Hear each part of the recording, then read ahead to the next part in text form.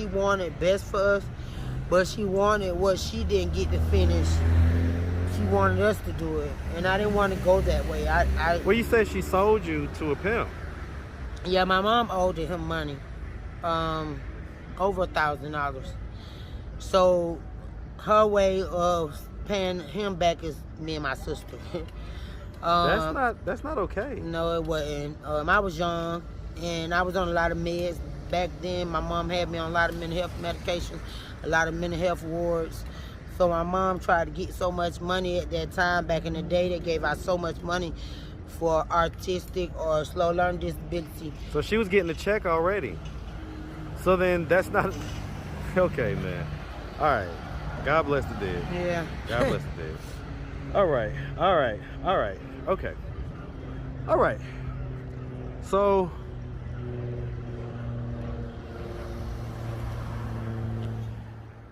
what's up, YouTube? Become a member of the channel. Click the join button. You're going to get access to exclusive content, more updates, post-interview reactions, and the lost tapes that never made it to YouTube. Click the join button. Become part of the family. Now back to the content. So again, we're still unpacking here. So you say that your mom sold you to this guy Red, but at the same time, you was being abused by the guy the friend. Was that at the same time? So both of them was having sex with you? It was just Chris Red. He was beating on us and putting us out. Like when I was younger, I looked it like I was older. And so put you out meaning putting us on the stroll. On the He called stroll. And so and customers would come and yeah, he'll watch over us and make sure we're okay. If something feel like it's bad, he'll come and beat them up or whatever, get the money, and we done for the day, or we have to finish working until about 12. How much money? And so how old were you when this was happening? When you was on the stroll? 11, 12, 13. 11 and 12. 14. Okay. And the group home that I stayed in, the police kept coming to get me and take me back. And what made me change my mind and getting off the streets, one of my friends that was in the group home came back with a messed up bottom area. And messed up how? Cause she used tampons for her period and didn't know to take them out while having sex, while doing her job. Right. So it ended up coming into affection, and she had to use a pillow and the diaper every time she sit down and put her medicine on and stuff. It looked weird. It looked like cauliflower. That's why I don't like cauliflower. Not cauliflower. But yeah. All right, so okay. How much money do you think on the average? How often would you be out there on the stroll? About 6 hours. Every day? And so how much money do you think you would make in those 6 hours? I say 12, about 1,200 we made. Every day? Not every day. Sometimes I make 5, sometimes I make 6. But you would make 500 or more, yeah, pretty much every day. And how many guys would you be having sex with on a daily basis at this age? About 8. I do about 8 and stop. Would any of this be protected, or was it? Yes, it was all protected. It was all protected? Okay. Ooh. I mean, I got daughters around that age, yeah, man, so I know, I understand. It just kind of hits a little different for yeah. me. Okay. So you say that your mom sold you to So-So Death? Yeah. What age were you when that happened? I was 13. And my mama did it when my sister was 11. Something happened with the paperwork. And when we went to go see these people, I'm like, I'm born slow learning disability, so I'm looking retarded, like, what we got going on? And when my auntie told me, I ran away. What did she tell you? She told me that my mom wanted us to have a better life, and the life that she had, she was trying to make it our life, basically. And my mom said she signed over the papers for us, me, my brother, and my sister used to sing as a group, and she signed us as a group. Then she came back when I was getting a little older and signed us separately. I didn't want to do that because I want to do my own thing. You know what I'm saying? So she didn't sell you in a way that, like, she sold you to the pimp. No. Okay, she tried just to signed get you a us, record tried to sign contract. us over. Yeah. Okay. Get out of there. Okay. All right. What's the service dog for? I have epilepsy. Okay. And when I pass out, she's the person that bring me to or try to go get me help. I don't have 2 already. She saved my life them 2 times. So I made her my service dog. I got her through domestic violence. So. And this just happened from last year of beginning of November. This meaning what? The domestic violence? I didn't check into this guy. He got kicked out of his house and moved in with me in Mechanicsville. And when So you had your own spot in Mechanicsville, or was this like a halfway house? It was a military rooming house. Military rooming house? And I don't know why they put me there, but they put me there. The state put me there, called Project Community Connections put me there. Okay. And they paid up for 7 months, but when it got down to the 8th month, he didn't want the rent because he so-called say he was remodeling the place and knocking it down, but it was a lie. And well, I mean, but the bottom line is that you moved this guy in with you. Mm-hmm. Why'd you do that? I got a real kind heart, and when I fall for somebody and I care for him, I feel like he was gonna be on the street, and I've been there before a couple of times, so he can move. I thought he'll be helpful, but they already had a car. We was working together, so I thought it was me being helpful for getting him off the street. My dumb ass, it was my dumb ass. I fought for that. And he ended up busting the window with a gun, and he just got out like 3 months ago. That's how I got this dog. It was his dog first. And when I seen that, when he punched me the first time, she ran up under the bed for 3 hours in my roommate room and never came out. I knew that he was beating on her too.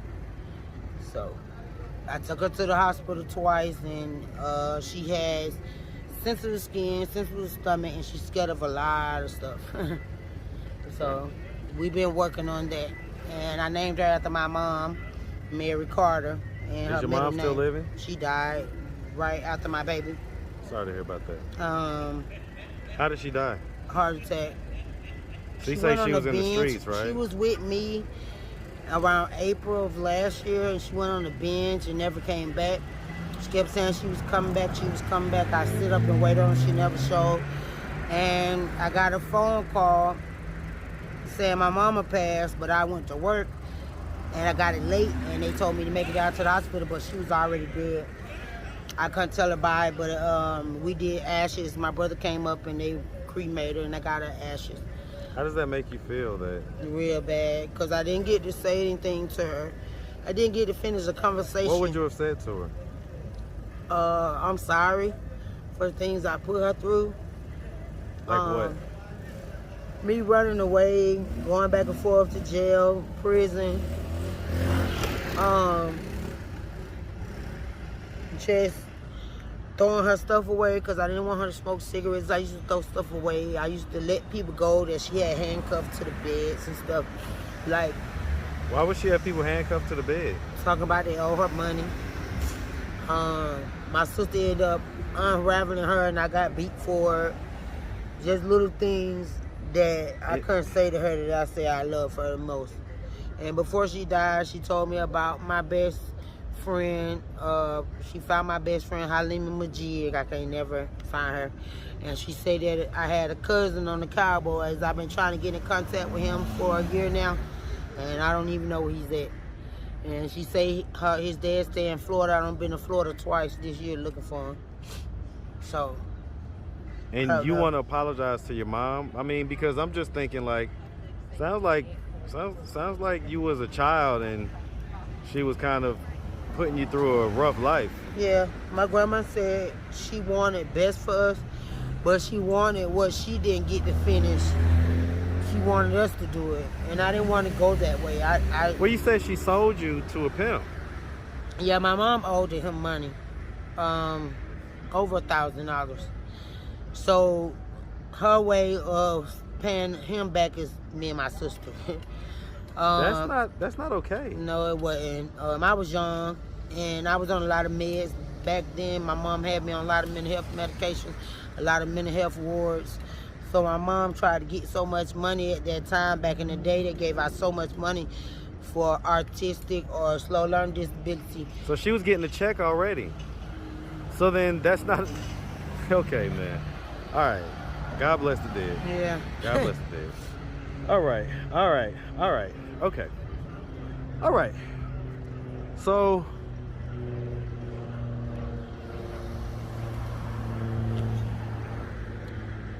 what are we doing at this point to try to get ourselves out of this position of being homeless? Like, let me ask, you know, of the drugs of choice that you named earlier, which one was the latest one that you've done? Cocaine. And when was the last time you did that? Almost a year and a half. It's been a year and a half you've been clean? Mm-hmm. Okay, well, congratulations on that.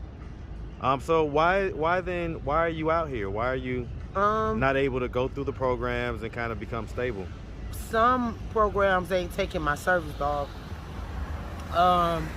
And it's a couple of places, it's 3 places that's helping me right now. One said they'll help me with first month rent and deposit, but I gotta find my own. And 2 other people saying that I have to get a check stub. See, I work for a security company that pay cash, so I gotta wait till the 30th to go to work just to get a letter saying I work for them and how much, just to get help through some of these programs. So you say the 30th?